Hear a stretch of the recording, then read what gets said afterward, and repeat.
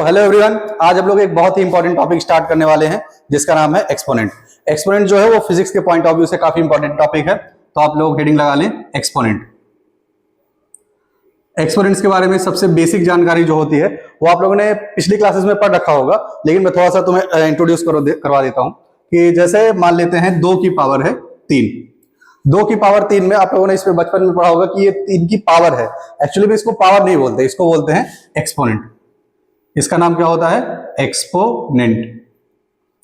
और जो नीचे लिखा होता है इसको हम बोलते हैं बेस। इसका नाम आप लोगों को क्लियर होना बहुत जरूरी है, क्योंकि आगे जब हम लोग लॉग पढ़ेंगे और उससे रिलेटेड चीजें पढ़ेंगे तो हमें नाम में क्लियरिटी होना बहुत जरूरी है। आगे फिजिक्स में और केमिस्ट्री में लॉग और पावर दोनों ही चीजों का भरपूर इस्तेमाल है, तो यहाँ पे अपना बेसिक्स जो है अच्छे से क्लियर कर लें। इसमें हम लोग आगे बढ़ते हैं। देखें, जैसे मान लो कहते हैं कि 4 की पावर 2, अगर मैं इसको कैलकुलेट करने के लिए बोलूं आपसे तो आप इसको कैलकुलेट करेंगे। कैसे कैलकुलेट करते हैं? 4 × 4। यहां पे मैंने 2 बार मल्टीप्लीकेशन लगा दिया है। इसका मतलब क्या है कि जितनी यहां पे पावर होगी या जितने यहां पे एक्सपोनेंट लगा होगा उतनी बार बेस वाले नंबर को हम लोग मल्टीप्लाई करेंगे। जैसे अगर 4 की पावर 2 है तो हमने 2 बार मल्टीप्लाई कर दिया, 4 की पावर 3 होती तो हम 3 बार मल्टीप्लाई कर देते, and so on so fourth. तो इसको कैलकुलेट करेंगे हम, तो 4 4 जा 16। यहाँ पे 4 की पावर 2 की वैल्यू क्या आ गई?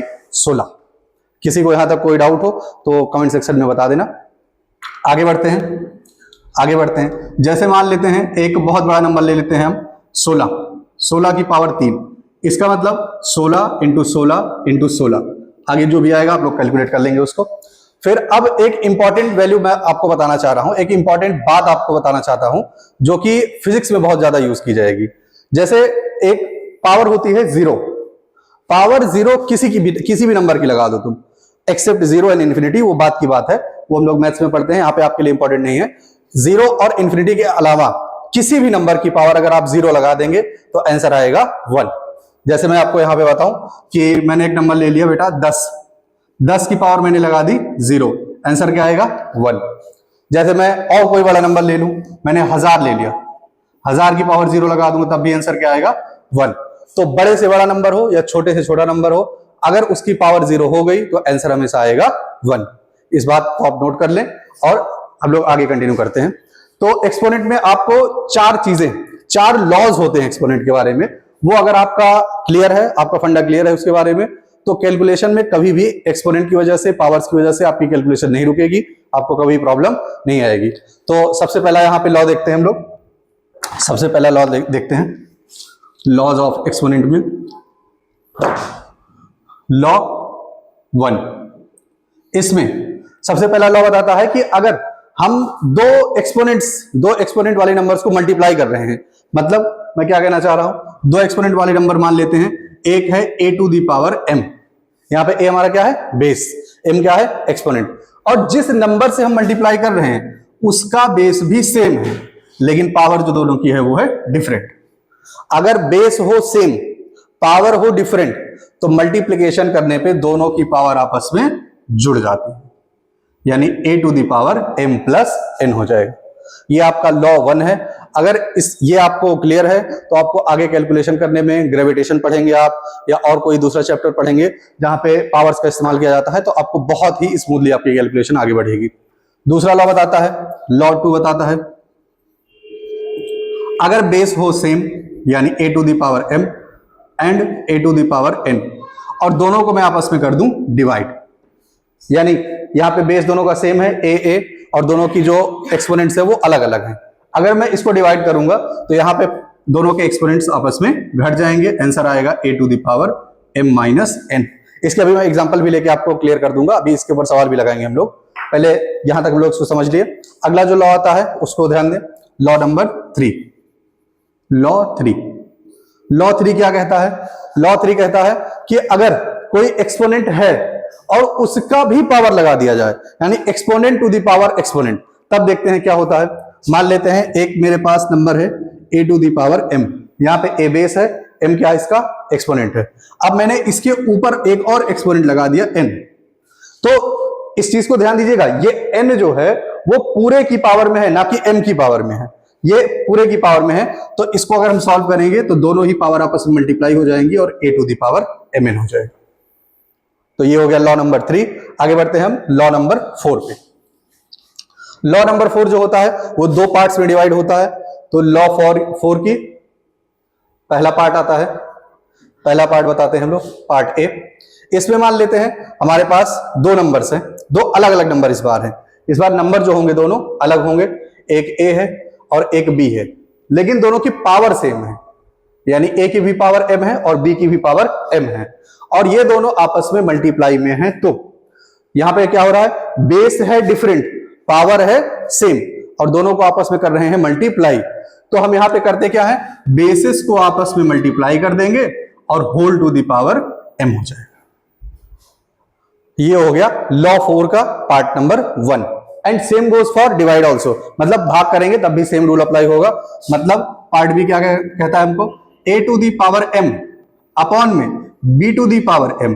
तो इन दोनों को मैं लिख सकता हूं a upon b to the whole power m। ये हो गया पार्ट 2। अगर आपको ये चारों लॉज जो हैं वो क्लियर हैं तो कैलकुलेशन में कभी प्रॉब्लम नहीं आएगी। थोड़े से इसके क्वेश्चन कर लेते हैं, इसको आप लोग वीडियो पॉज करके नोट कर लीजिएगा। क्वेश्चन जो है मैं करवाना स्टार्ट करता हूं, तो इसको नोट कर लीजिए। सबसे पहला क्वेश्चन ये रहा आप लोगों के सामने। एक क्वेश्चन मैं करके दिखाऊंगा, उसके बाद फिर कुछ क्वेश्चन आपके लिए मैं कमेंट सेक्शन में डाल दूंगा, आप लोग उसको कर लीजिएगा। पहला क्वेश्चन आता है 4 to the power 3 into 4 to the power 4। अब अगर इसको कैलकुलेट करना है हमें दिख रहा है बेसिस दोनों के क्या है, सेम। ऑपरेशन कौन सा है, मल्टीप्लाई, पावर दोनों की आपस में जुड़ जाएगी। तो यहां पे आंसर क्या आ जाएगा, 4 टू दी पावर 7। और एक बहुत ही अच्छा एग्जांपल जो कि खास करके आता है हमारे फिजिक्स के ग्रेविटेशन वाले चैप्टर में, वहां पे 10 की मैक्स बड़ी बड़ी पावर्स को हम लोग आपस में डील करते हैं, तो उससे क्वेश्चन रिलेटेड बताता हूं आपको।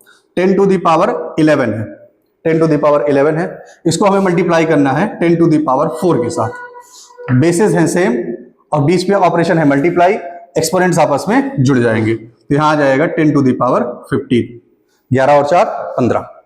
ये तो हो गए लॉ नंबर 1 के कुछ क्वेश्चन।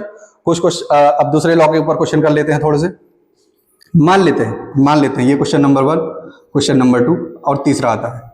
मान लिया मैंने 7 to the power 7 divided by 7 to the power 2। तो यहां पे देखेंगे बेस है सेम, ऑपरेशन है डिवाइड, एक्सपोनेंट जो होंगे आपस में सब्ट्रैक्ट हो जाएंगे। तो आंसर क्या आएगा, 7 टू दी पावर 5। आगे बढ़ते हैं, ये हो गया क्वेश्चन नंबर 3, इसको नोट कर लें आप लोग। क्वेश्चन नंबर 4 पे चलते हैं हम लोग।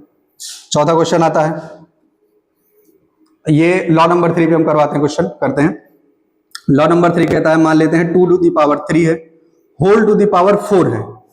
इसमें हमने क्या सीखा था, हमने सीखा था कि ये जो पावर होती है ये 3 के ऊपर नहीं होती है, ये पूरे नंबर के ऊपर होती है। तो इसमें हम क्या करेंगे, दोनों पावर्स को आपस में मल्टीप्लाई कर देंगे और आंसर यहां से क्या आ जाएगा, 2 टू दी पावर 4 तियां 12, तो 2 की पावर 12 यहां पे आ जाएगा।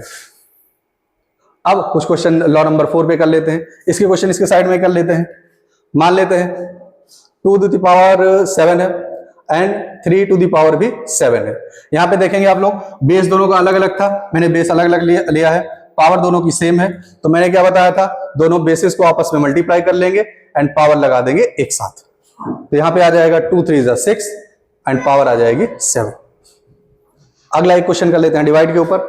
डिवाइड के ऊपर मान लो मैंने लिखा 5 टू दी पावर 2 अपॉन में 7 टू दी पावर 2। तो इसको हम लोग डायरेक्ट लिख सकते हैं 5 अपॉन 7 टू होल पावर 2। ये हो गए आपके चारों लॉज के ऊपर कुछ बेसिक क्वेश्चंस और चारों लॉज के बारे में थोड़ी सी जानकारी। तो आज के लिए इतना ही। Thank you so much.